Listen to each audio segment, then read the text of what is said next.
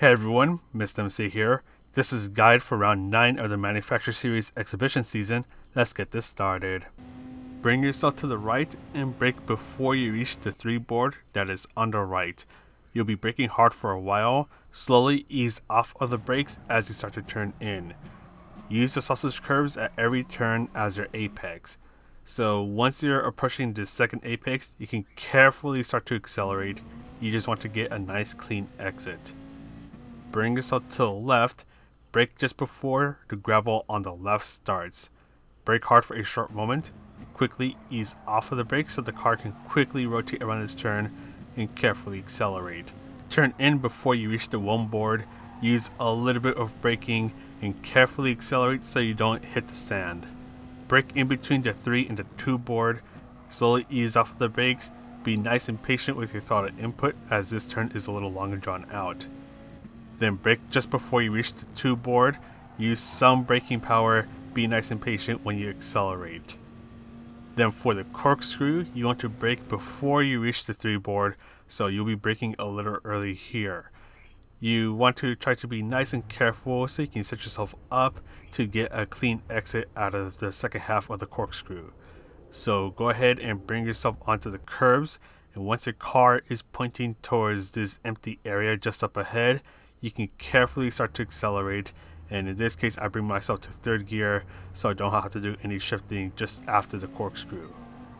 Then it's all about throttle control through these 2 turns. Bring yourself to the left and brake at the 2 board, slowly ease off of the brakes, nice and careful with the throttle input, and brake just before you reach the 3 board. You want the car to quickly rotate around this turn, so ease off of the brakes as you turn in, carefully accelerate, and you are good to go. That's all for the lap guide. Let's go ahead and talk about the strategies. For the qualifying session, you're going to have 10 minutes, not 5, to try to get a good qualifying time.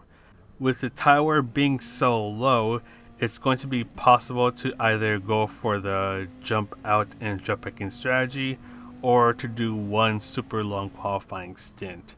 Whichever one you do, you're still going to want to try to get the slipstream from someone in front of you, so make sure you are within that 3/4 of a second gap so you can take advantage of the slipstream as you start your qualifying lap. It'll help shave off a bit of time, but it's not going to be massive just like how it was in Tokyo Expressway last week. The spots where the slipstream will help you out the most is on the main straight and on the uphill back straight that leads to the corkscrew. But anyways, let's say that you want to do the jump out and jump back in strategy. You can do this when you finish a qualifying lap or if you mess up. This is where you press options, exit, and in the lobbies you press enter course, or in the actual race itself, the button will be replaced by qualifying, so you press that and you'll spawn back in at the pit box. This means that you'll be skipping the end lap and the pit stop sequence, and you especially want to skip that because the pit stop sequence takes a long time here, so it'll save you a load of time. So all you have to do is just do an out lap, and then you're back to doing more qualifying laps. Once again, you can either do this strategy or go for a super long qualifying stint. Whichever one you do, you just want to keep going at it until you run out of time. For the race strategy, the 1 stop and the 0 stop are pretty close in terms of total time, but it looks like the 1 stop is going to be the way to go for this race. The thing is that with the 1 stop, you're going to be on the racing soft tires for a pretty long time.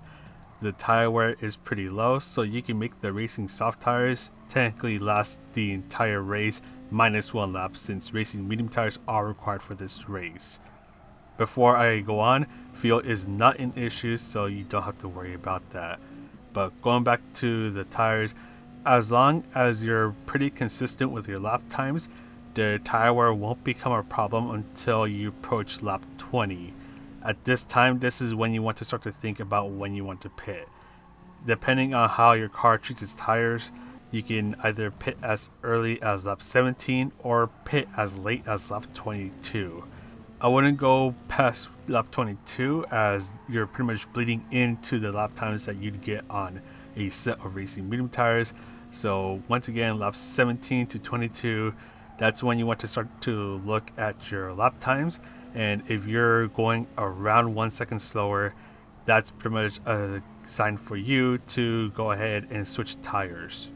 And yes, the pit stop is going to take a while, but because you are going to be able to constantly get faster lap times than the racing medium tires for quite a while, and by that I mean at least 17 to 22 laps, it will cancel out the long pit loss time, so you'll still be able to have an upper edge over those doing the no stop. So on the racing soft stint, if you're able to constantly lap 3/4 of a second to 1 second per lap faster than the usual lap time on the racing medium tires here, then you should be good. You should be able to clear off that 14.5 second pit loss time.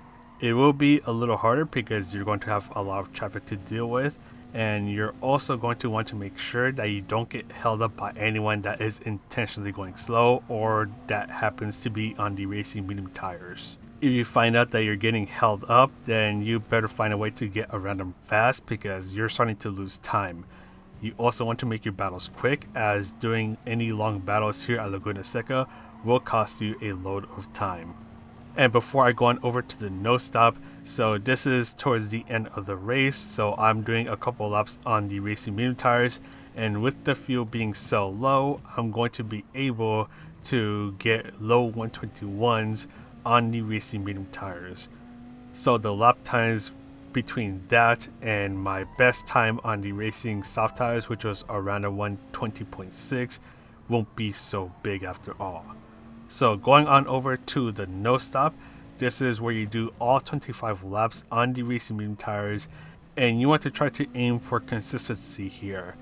This is also obviously the case on the one stop, but this is even more so the case for the zero stop, as if you start to go all over the place in terms of lap times, then you're going to have a harder time catching up to the one stop when they go ahead and start pitting. This isn't an easy strategy, but it is possible to do, and with the way that this track is made, it is possible to hold people up for a while, but you can only hold them up for so long before they either catch on that you're holding them up and they try to overtake you, or you end up making a mistake and they end up passing you that way.